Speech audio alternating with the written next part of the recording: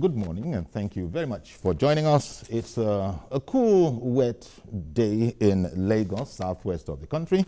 I don't know what it looks like where you are. Hope the weather is fine. Even in Lagos here, we can manage it. Now, we have a special guest this morning, and it's been quite a while. We haven't seen him on TM, but he was very frequent back in the day, talking about Alhaji Lai Mohammed, now the Honorable Minister of Information. It's great to have you, Mr. Minister. Thank you very much. And may I please apologize to all viewers. My absence was not deliberate. My absence was because I had to relocate to Abuja. And unfortunately, most times when this program comes on, which is weekdays, I have to be in the office. Okay, I'll take that as a partial answer, because I'm going to say to you, I'm part of the aggrieved, and me and my viewers, that other stations in Lagos have benefited from your presence, and then we that were there from the beginning, all my viewers, all our viewers, I say, where is Alhaji Lai Mohammed? Once again, well, he's on the other stations, so I don't know what it is we did. Once again, I apologize, but the other stations actually took me on in my offices in Abuja. Okay. Not that I went to their studios. Okay. I guess, you know, we've had a pound of flesh. We're going to have to leave it like that. Yes. You're very, very welcome. First of all, how is the president? I think the best person who can speak about the president, one of the few people that can speak authoritatively about the president, is his wife. And this morning, when she came back from the UK, she said, my husband is recovering very fast, and expressed appreciation to Nigerians for their support. And I think that is the most authentic, report about the health of Mr. President. That Mr. President is doing quite well. As a matter of fact, I think she said also that my husband will return soon. Exactly. Yes. Maybe still, since I'm here, in the past, there's been and I don't want to spend too much time here, but talking about the president's health, there was a time before the president came back when he first went abroad that, quite frankly, there was almost a communication mess. People were speaking from the president's camp with different voices, and then Mr. President arrived, and he, captured the heart of most Nigerians by saying, I've never been that sick in my life. And people said, aha, now we're hearing it. And never mind what all those other guys were saying. Why did that happen? You see, when Mr. President came back and he said, I'd never been this sick in my life, he had come back, he had gone through a lot, and Nigerians saw him and said, look, our president is back. It would have been a completely different thing if before he came back, any of the spokesperson or the minister said the president is gravely ill, because that would send panic. The way you manage the news of the health of a president is not the same way you manage every other news. And again, to the defense of the managers, Mr. President did everything he ought to have done before he left. He did not hide anything to Nigerians. When he was leaving for his vacation, he told Nigerians, and he wrote a letter to the Senate, that I'm going to be away on vacation, but while I'm away, I will also seek to do my medical checkups. And while I'm away, the vice president will act as president. That's all that the Constitution requires. And when he got there and the outcome of the checks dictated that he should stay longer, the best we could do really was also to tell Nigerians that Mr. President will not be coming back now because he needs to wait for further tests. But of course, the naysayers capitalize on that. As a matter of fact, on the day Mr. President arrived in England, in London, they said he was already dead. Others said he was on wheelchairs. So for us, as information managers, we needed to be focused. We needed also not to necessarily raise any alarm. It's okay for the person from Mr. President to come back and say, "Thank you, I'm back. I'm now well. Our things are much better, but I'll go back." Okay. And it's interesting you went there because I'm touching on fake news. They said the president was already dead. The president was in a wheelchair and all. So this plague of fake news going around the globe, in Nigeria here, is there, first of all, I imagine I don't need to ask the question, is there great concern? You know, there is concern. But can anything be done about it? This fake news syndrome, it's not a Nigerian thing. It happens in the best of places. Absolutely with you, but it poses great danger to the cohesion and unity of the country. Because when people go out deliberately to fabricate stories that will set one part of the country against the other, or one religion against the other, or that would, you know, generally destabilize the polity, they must learn from past history that it was the same kind of fake news and hate speeches that set Rwanda, you know, aflame. And it is a global phenomenon, but it's more painful here and more dangerous here because of the complexity of the country, either in terms of religion, ethnicity, or politics. And I think one of the things we need to do is the major stakeholders, whether it's the traditional media or the social media, we must sit down together and find a solution to this, because it's because there's a Nigeria. That is why you can practice your profession. Okay. Indeed, you're right. There's so many things. To begin to, you know, take the gloves off a bit, only a wee bit, there is much criticism in the land among the people since the administration came to power. I just picked up the phone now to just glance through one of the social media, and let me just read this short post to you and maybe get your reaction. Quote, "It insults the intelligence of Nigerians when the Buhari government says it spent the past 2 years clearing the mess we inherited and putting the building blocks together for the future. Governments are elected to grow a strong economy and improve the lives of the people, not to give excuses for failure." How would you react to that post from, as you said, the naysayers? Number one, I will say clearly, this government has not been a failure. This government has been a success. I'll put that clearly. Two, when a house is gutted by fire, or when a house collapses, the first thing you do, you bring down the entire building before you start rebuilding. That's exactly what we did. So that metaphorically is what's going on? Yes. We inherited a very bad economy. We inherited an economy that was not sustainable. So we had to bring it down and then lay more solid foundation. And what do I mean? When we came in, and of course, you know, it's not about, you know, blaming anybody.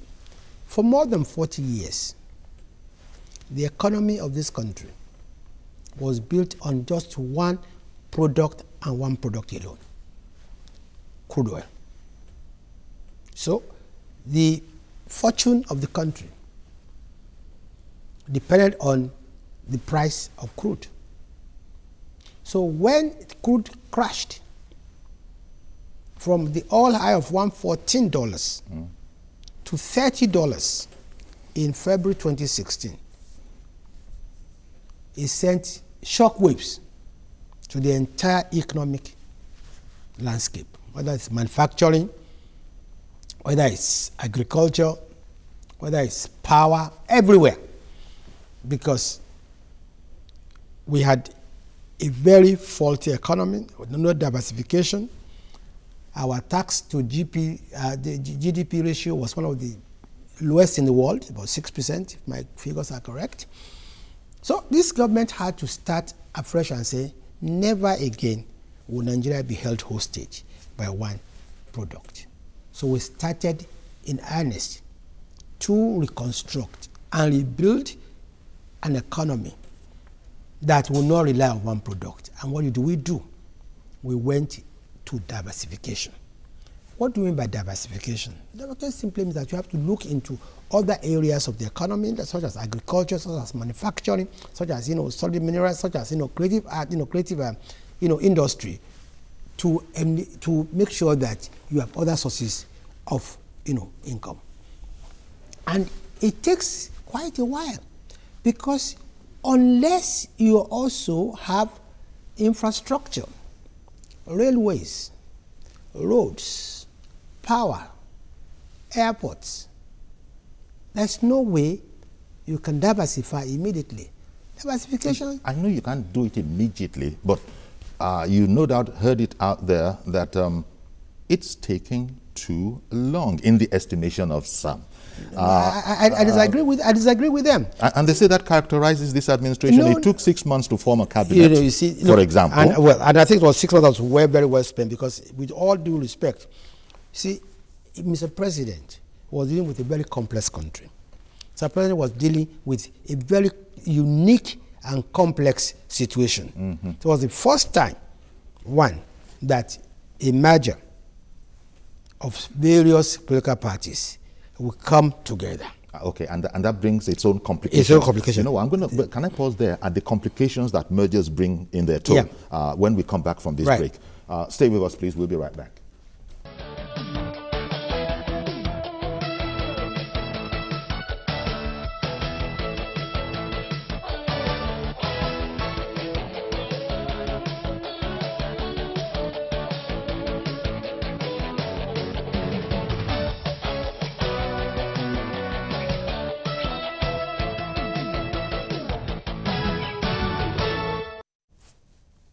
Welcome back. Our guest this morning is the Minister of Information, Alhaji Lai Mohammed. And just before we went on break, he was explaining how the beginning of the Buhari administration might have appeared slow. One of the challenges was the brand new merger that had just happened. Yes. I mean, like I said, it was the first time about 3-4 political parties were coming together. And if you remember, they came together and had election under 1 year of their, being coming together. And I think that poses its own challenges too. This is the first time in the history of this country where the opposition would actually come into power. And that also has its challenges. But the thing to look at is, what was the situation when we came in? What is the situation today? Do you think it is better today? But it's not by far better. By far better. Yeah, now we're not seeing anything. Maybe I shouldn't have used the word anything. We're not seeing much results. And can I just explain what I mean, Mr. Minister? Yes, please. These problems that you've explained that logical men need to take cognizance of, Lagos State is still part of Nigeria, subject to all these conditions. Now, arguably, people have seen some things in the 2 years of the administration that they would have said, can't we have seen some other kind of things spread around the country? These are excuses from the point of view of critics for, as you used very, very freely in the past, cluelessness. No, number one, we invented cluelessness, and they belong to that other government. So we cannot be as a clueless government. Two, now on a serious note, now you talked about Lagos State government. Lagos State, for 16 years, progressively had a vision, executed that vision. And each government or each governor built on the success and on the foundation of the past government. I'm privileged to have been a part of Lagos State government. I was chief of staff between 1999 and 2002. And it was the same broad vision that Asiwaju had that was built upon by Fashola, and which is now being consolidated by Ambody.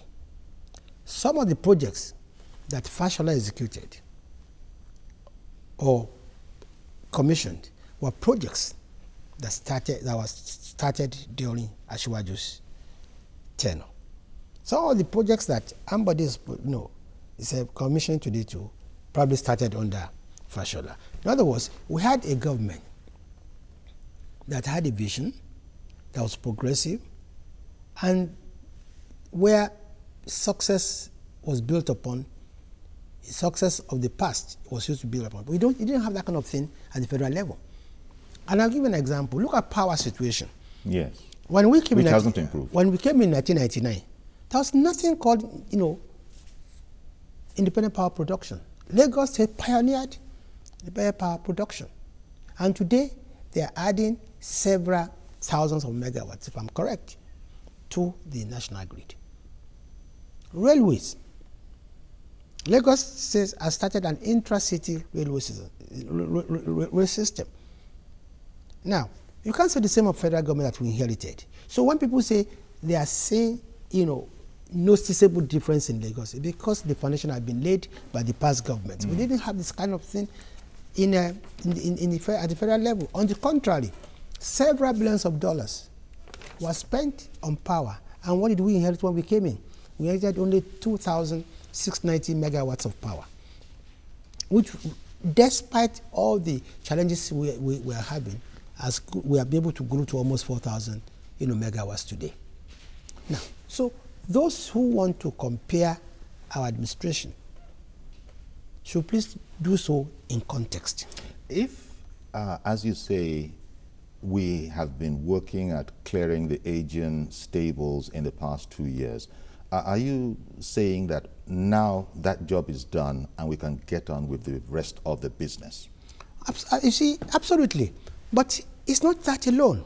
It's that we've made very remarkable progress. And I'll take the economy, for instance. I'm not saying who's responsible for the recession, but in the first quarter of 2016, 29 subsectors of the economy was under recession. As I speak today, only 16 of them are under recession. First quarter of 2016, manufacturing grew at -7%. Today, the same manufacturing is growing at 1.36%. We have been able, despite the recession, agriculture is growing at 4.3%, while solid minerals is growing at 7%.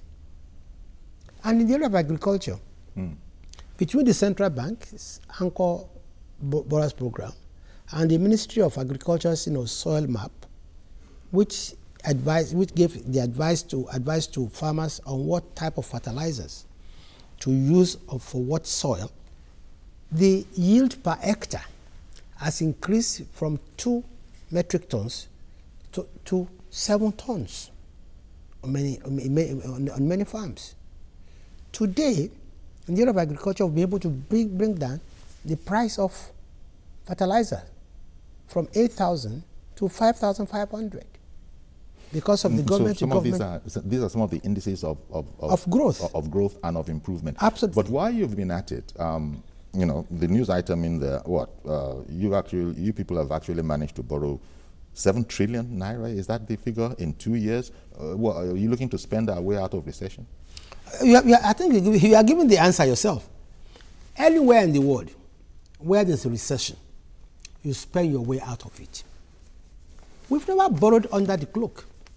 We borrowed openly.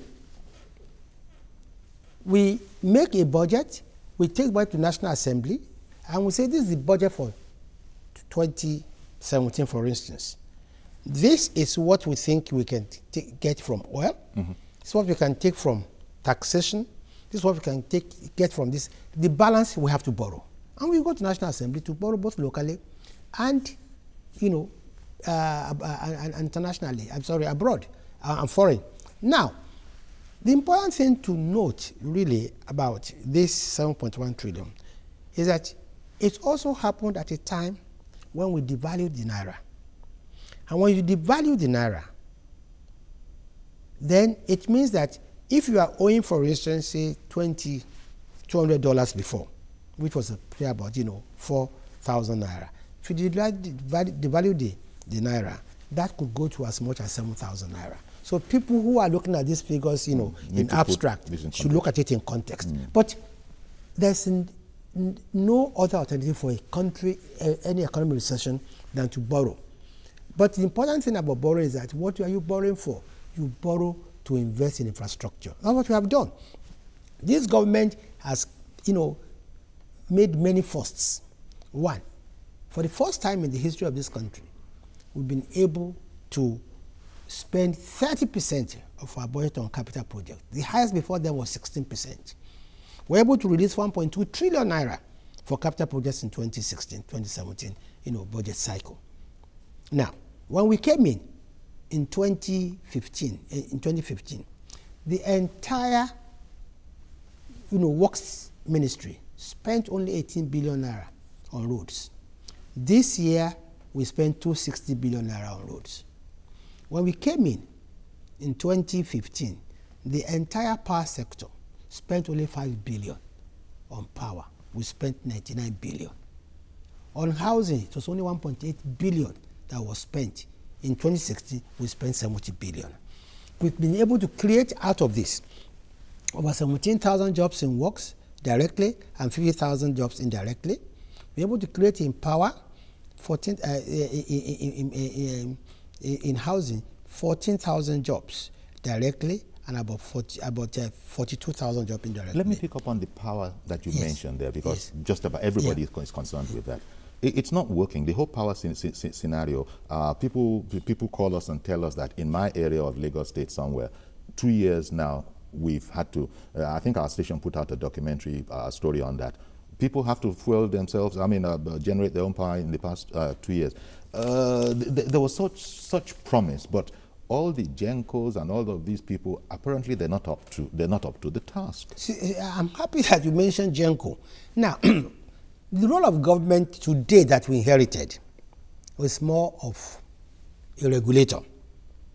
It's not like 5 years ago when the government had NEPA, when we generated, distributed, and transmitted energy, power. By the time we came in, there was a privatization of that sector. The entire generation and distribution have been privatized. It's neither here nor there that those who are given the privatization, who are given the concessions, lack the capacity, both technically or financially. Okay. Now, what was the option of government? Cancel it and then send a wrong signal to the international community, to the investing community? We said no. We'd rather manage it. And what we've been doing since. And what we've been limping along since. That's the managing. No. You see, it has been much, much worse. And let me tell you, for instance, when we came in, and people must remember this, the entire power that was being generated on the 29th of May, 2015, was 2,690. Okay. Today, and by February 2016, we had gone up to 5,000 megawatts generation before the Forcados export line was, attacked. And up to now, we have not recovered from that. But what have we done in the process? We've opened new lines, and today we are generating almost 4,000 megawatts. Okay, let me take another break, and then we'll come back in studio. And when we come back, we'll include your calls. Stay with us, please.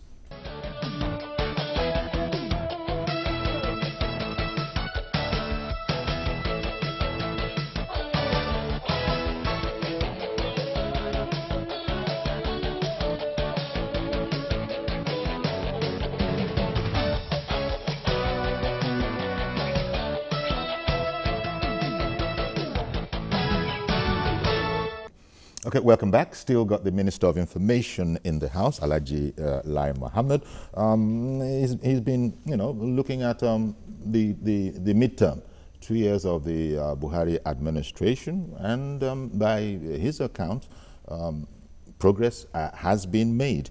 Even though there are people who are saying country haro now, I expected things would be better, but when people say country haro, that is, things are tough. I wasn't able to eat 3 square meals a day before Buhari. I thought that with Buhari, I would have 3 meals. It's not happened. In fact, there's a danger, if we're not careful, of the 2 becoming 1. Yes. Before I got to that, I will say quickly, let me just quickly say a few things more about the power sector. Okay, please. Yeah. You see... It's because we don't have all the time we'd like. I know, sir. You see, it's important to know what we've been doing in the power sector.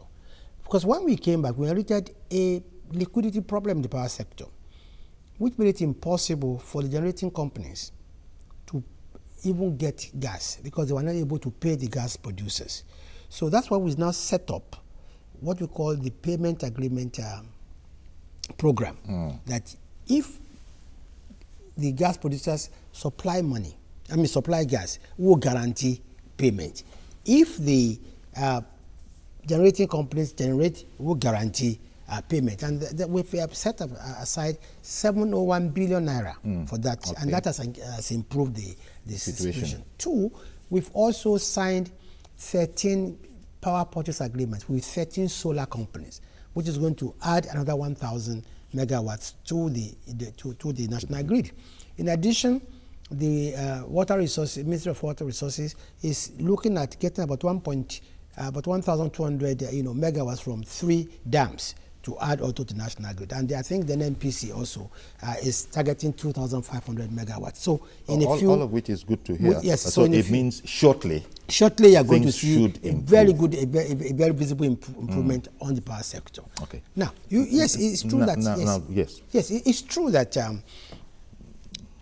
people are experiencing hardship, and we know it is true, but we are not folding our arms. Now, the truth of the matter is that some people come and complain that we left university 6 years ago, 7 years ago, we have no jobs. By saying that, they are saying that this situation precedes us, because we didn't come to power until 2 years ago.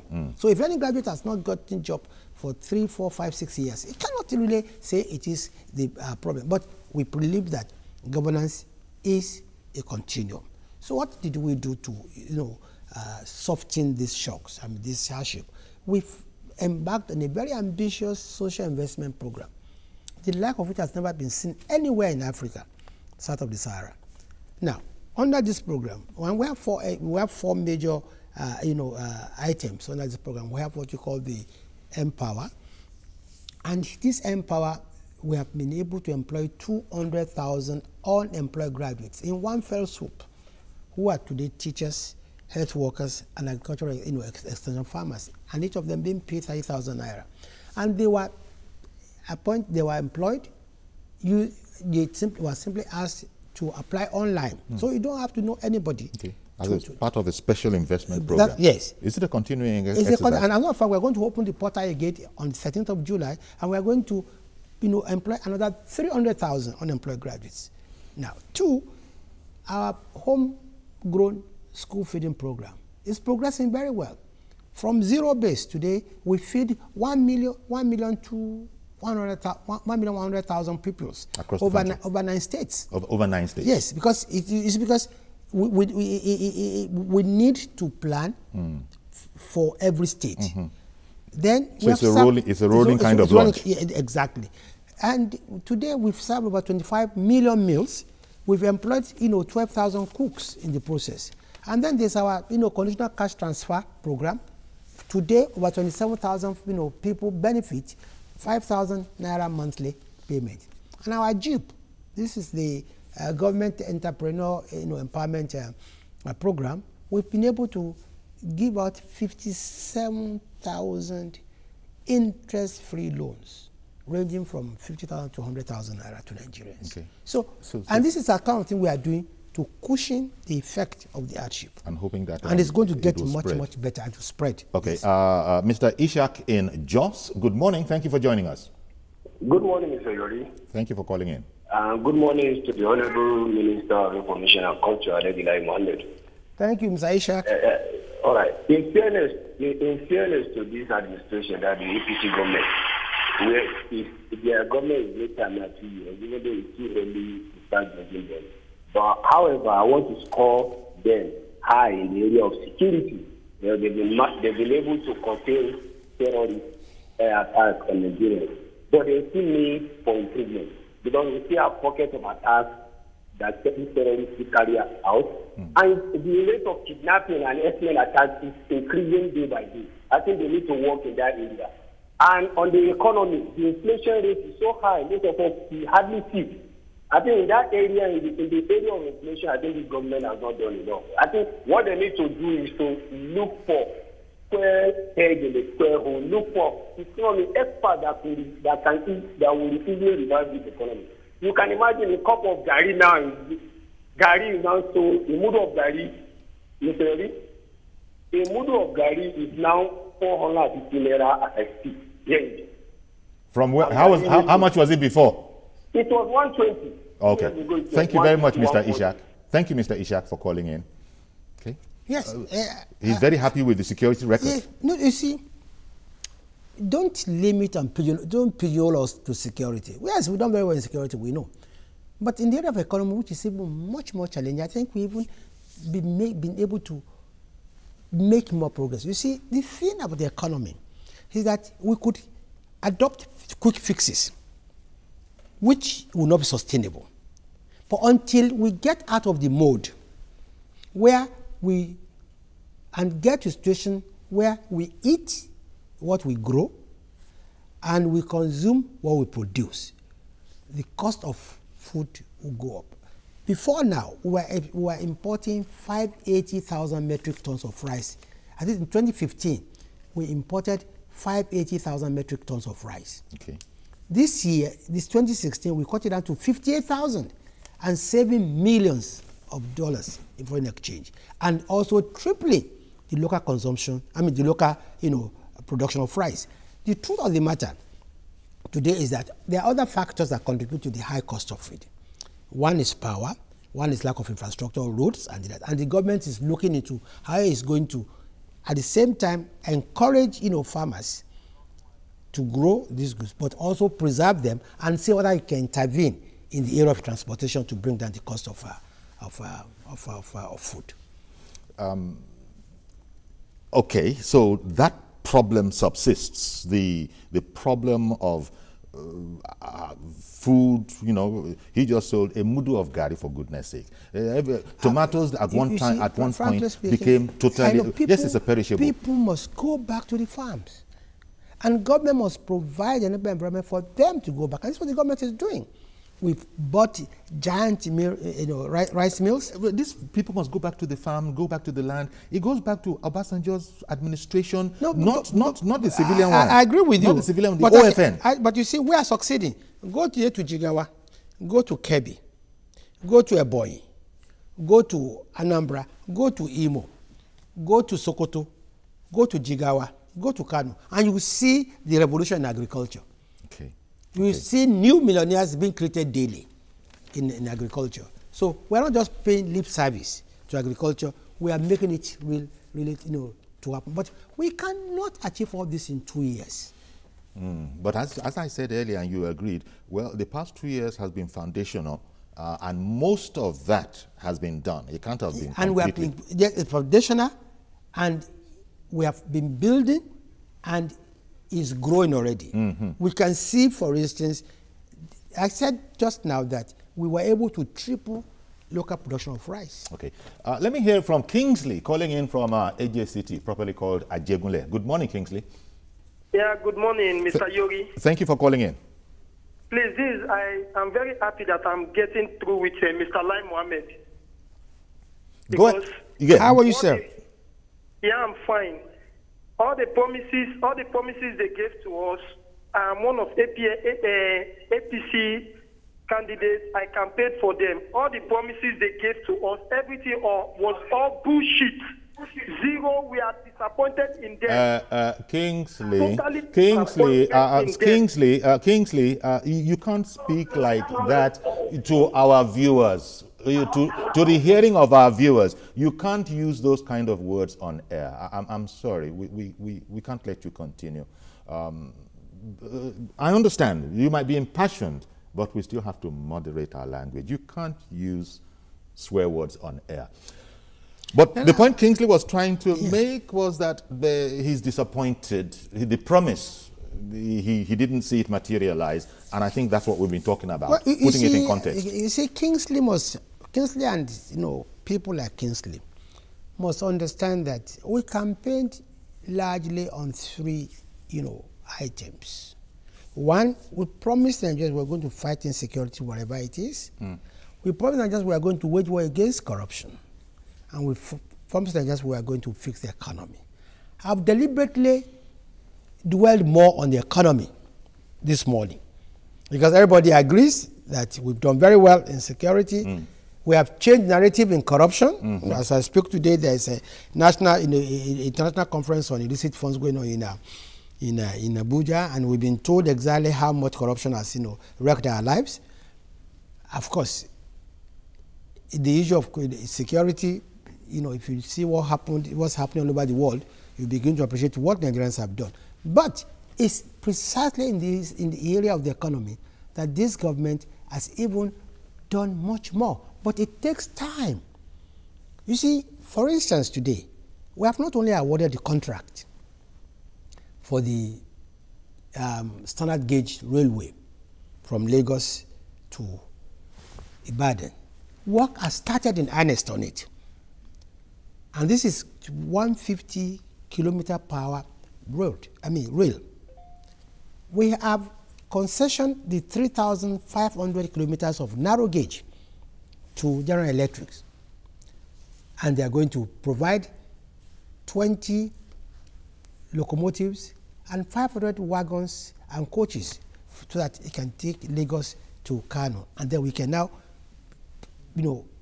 use this rail for goods and passengers and services. What's the time frame of this project? It sounds exciting. The Lagos-Ibadan will be completed in 2019. Okay. That's expressway.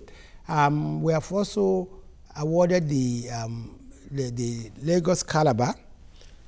The General Electric's electric concession, due to manage the 3,500 narrow gauge, I think would take off 2017. Okay. Mazi Okoroafo in Arochukwu, thank you very much for holding on so that the minister could explain that matter. Good morning, sir, Yuri. Good morning, sir. Good morning, the Honourable Minister, sir. Good morning. Honestly speaking, the Honourable Minister, I'm very happy to see you at least you're interacting with us. Sir, my problem now is that I thank God for the government, they have tried. But what I want the government is to look at the issue of our university. Now you see that most of our universities, the infrastructure, let me give you an example, like the University of Nigeria and Soka, some of the hostels are about collapsing. I would like the government to look into it. And this is our stomach infrastructure. What do we do? The fertilizers are around the farming, we are now doing farming work, and the fertilizer is in the market. But the question is that issue of fertilizer costing 5,000 is very high. Mazi, I didn't get that question about stomach infrastructure. Okay, what I mean by stomach infrastructure I'm talking about in terms of food. A mudu of Garina is 500 naira.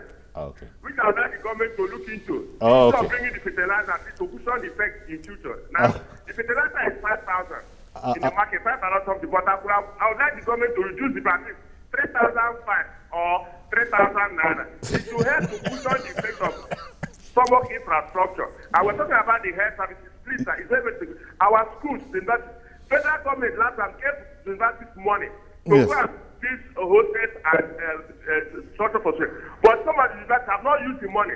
What is happening? What is the government doing? Government should look into educational infrastructure. Thank you very much. Have a blessed day in Lagos. It's a pleasure to have you on this program, sir. Thank you very much for calling in. So, educational infrastructure, and then he did put stomach infrastructure, but he did explain stomach infrastructure, not the other meaning. No, Mazi, thank you for your very constructive contribution.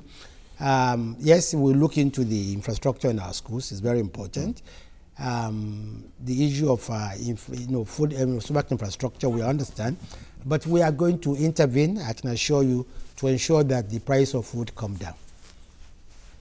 Okay, well, short and sweet then. Yeah. That's that. Now, as these calls are coming in, let me get in some that concern our constituency.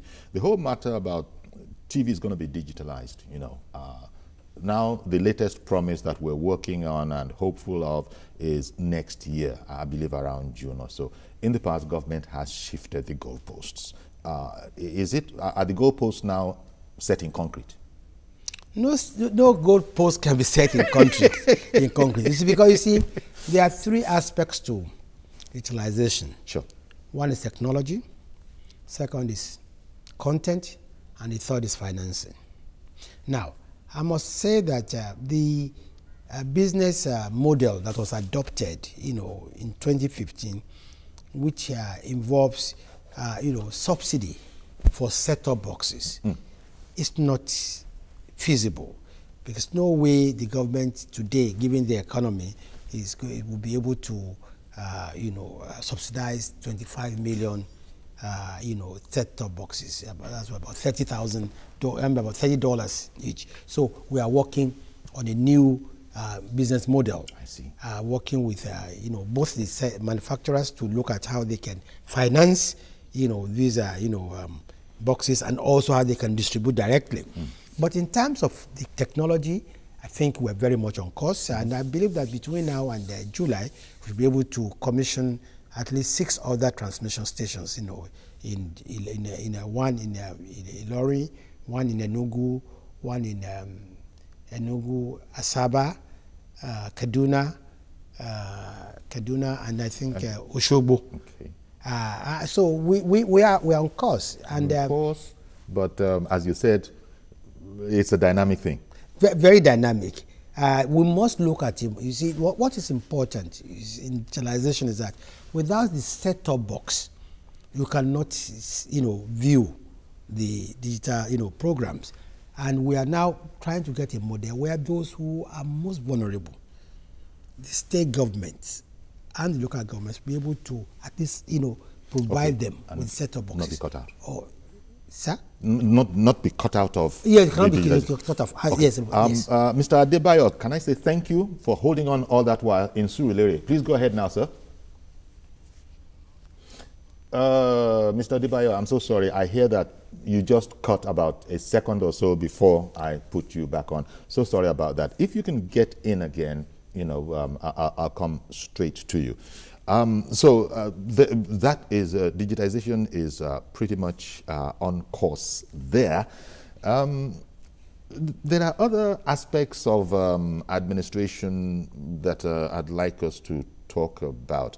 When President Buhari, I think very early on, and at the time the agents table was pretty much untouched.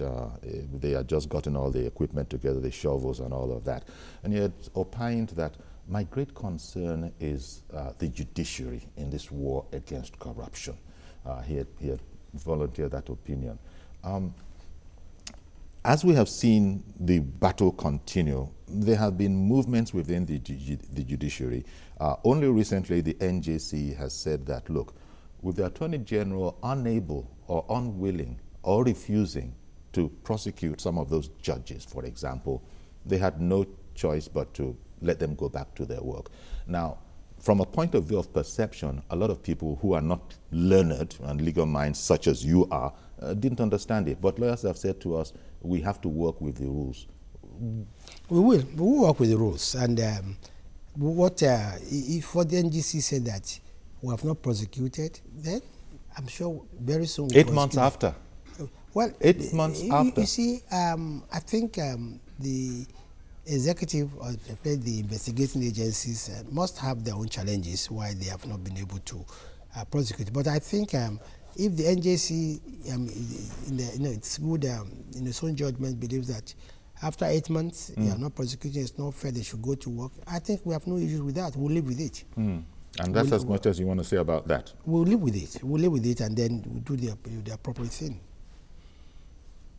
Okay. You don't really want to say any more about that? No.